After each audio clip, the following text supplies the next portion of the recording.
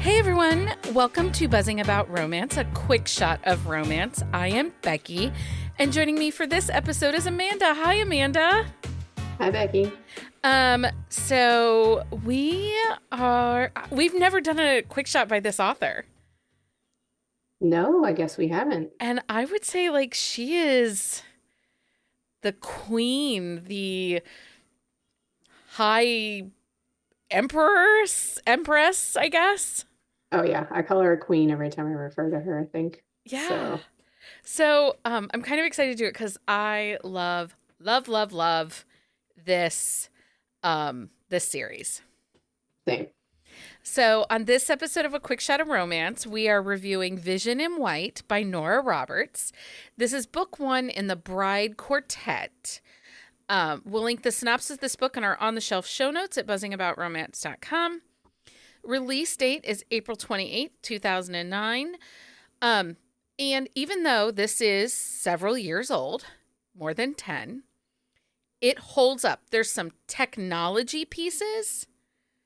Yeah, that's very minor. But it's a BlackBerry. An answering machine. I think she uses a map in this book. Is it in this one? Okay, probably. I think there's a map in this book, which now we'd have GPS and whatever. So, yeah. But it absolutely all holds up. Yeah, 100%. Other than the tech. So the tropes are, this is a girl gang. I put this as friends to lovers. I can see that because, they kind of grew up together a little bit and then they get to be a little friendly before it moves over into... maybe it's more like acquaintance to lovers, but it's a small town-ish feel to it. Yeah, and there's a group of friends that all kind of know each other, so it feels friends to lover. Yeah. This takes place with weddings. Opposites attract because Carter and Matt could not be more different. That is correct. There. And they kind of have a meet cute or a re-meet cute. Yes, they do. And I didn't say it's a slow burn because it does pop at 54%, but there is, and I think that's why I say friends to lovers, because there's definitely connections and world building that happen that give it those deeper connective vibes. Yeah, I would agree. There's a lot going on about them coming back together and kind of getting to know each other again. Yeah. This is interconnected standalones. There's 4 books in this series. Third person single point of view, which is all Nora Roberts writes. Yes. Have we ever gotten a dual POV from her? Well, you kind of get Carter's point of view, don't you? I guess a couple, yeah, like when he has her over to his place for that first dinner. Yeah, I always like kind of consider it dual point of view because you kind of see his... You do. Okay. So third person dual POV. Put out percentage is 54%. Audio narrators. There's a single audio narrator and it's Emily Durant. And third act breakup. Is it really a third act breakup? I don't think so because they have a dark moment, but it happens earlier on. Yeah, she yeah. freaks out. She's a commitment phobe. Yeah, and she just freaks out. Yeah. And he's like really cool about it. Carter is like rock solid. He is.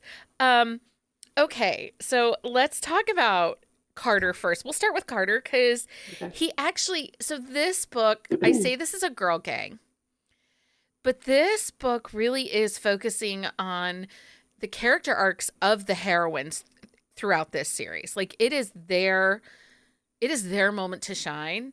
And the dudes are kind of there to prop them up. Yeah, I would 100% agree with that. And I think that's part of maybe why it feels like it's a single POV. Yeah.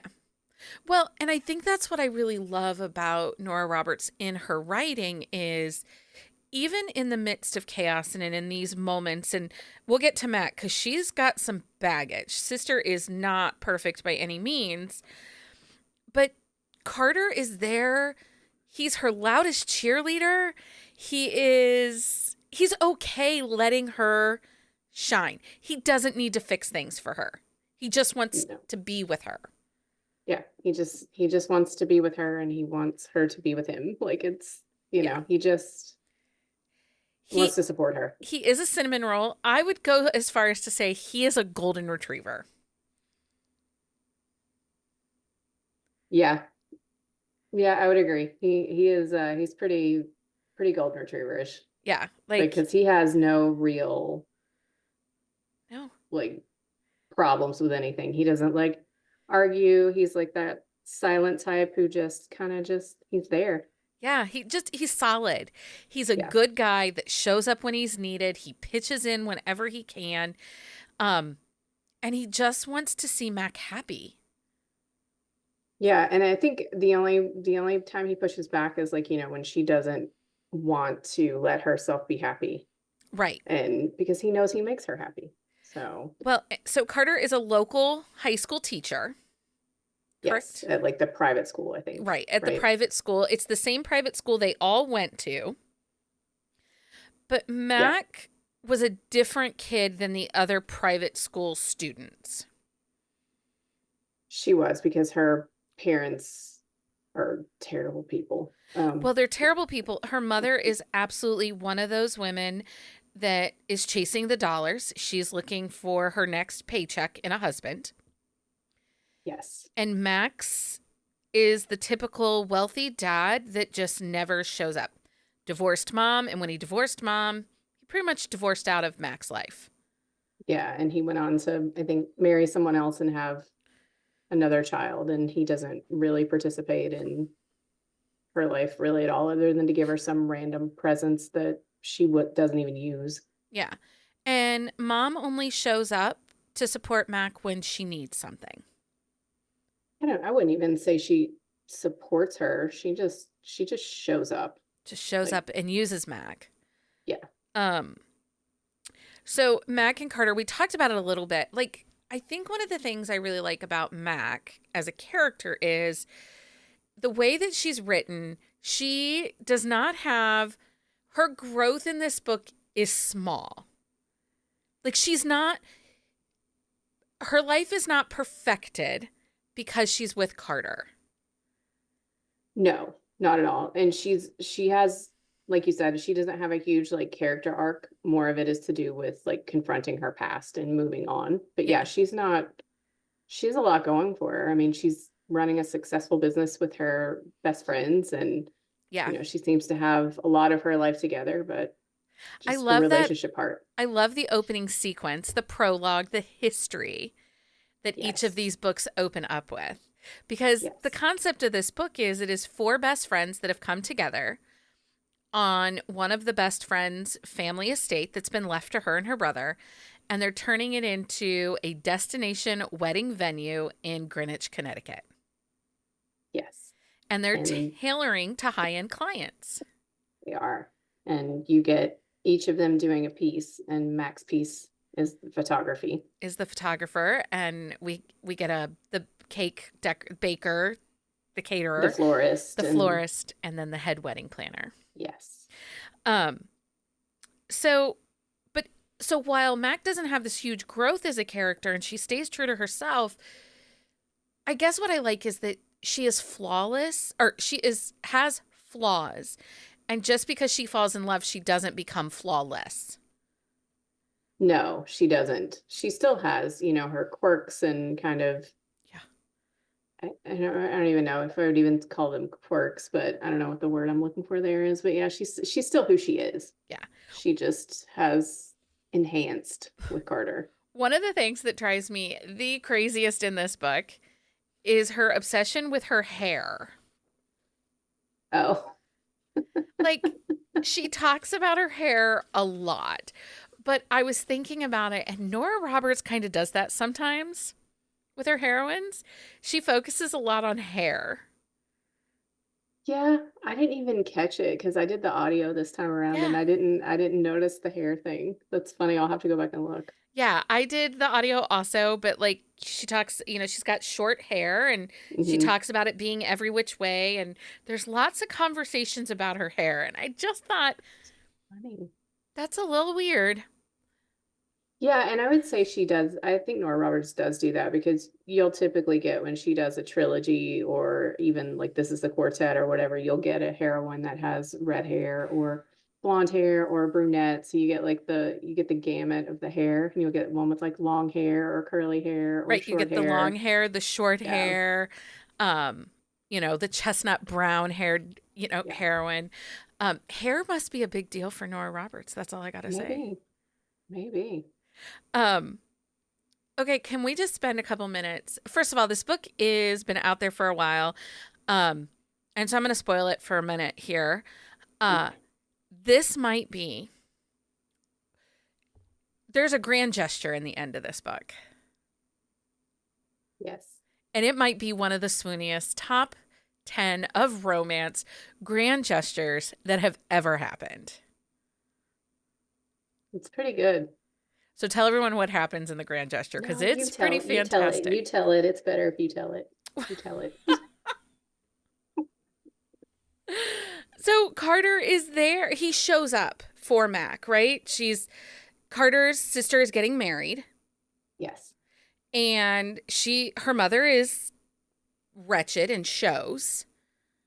yes, And Carter runs interference, he does. even at the potential, um, because of the family wedding that Carter's supposed to be there for, because it's at his sister's wedding. Yeah. And he goes whole heart for Mac. He does. He stands between her and her mother, whose name is Linda. So if I don't think we said it, but yeah, Oh, we Linda's didn't. like she's a terrible person. So She's the worst. Well, and typically, so the last book in the series, her name just went out of my head. Parker, Parker is typically the one running interference for Mac.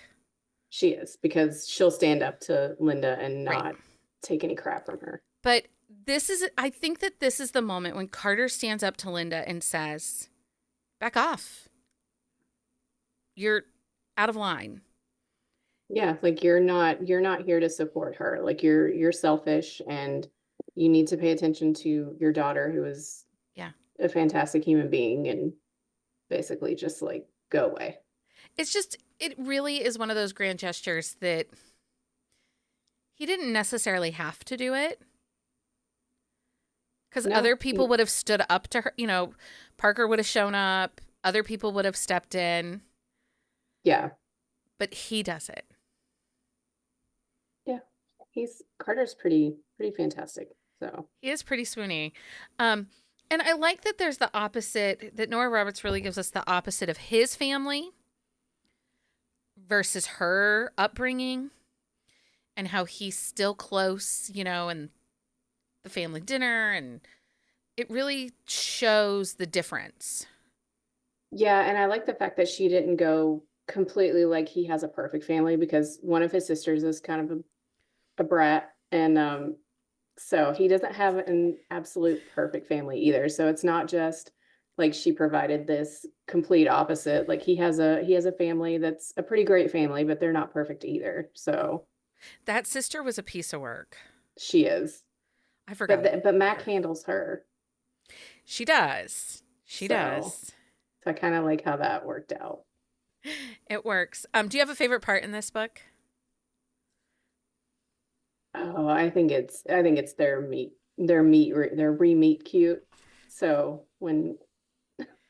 When he shows up for the wedding when he appointment? when he shows up for the wedding appointment and Mac is before Mac gets there, she is startled by a cardinal running into the window. And so I don't remember how she ends up like without her shirt on. And so she opens the Right. door to She tries to use Carter her shirt to get the bird. to get the bird.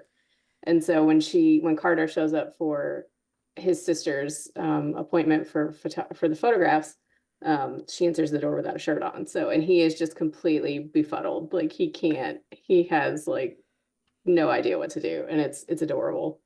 I think my favorite thing in this book, and pretty much this series too, are their movie nights, the Oh, those are board great. meetings that they have, Yes, because this is like girl gang top it tier. is. It is. They're one of my favorites. Like, just their whole like relationship between the four of them is fantastic. Yeah. Okay. Well, Amanda, thank you so much for reading Vision in White again. Thanks for having me and reading it with me.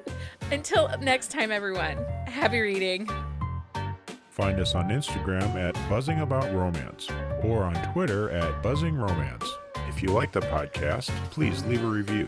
If you'd like to support us directly, join the Bookcase and Coffee Patreon and receive exclusive content only available to Patreon members. Check out bookcaseandcoffee.com for our on-the-shelf show notes.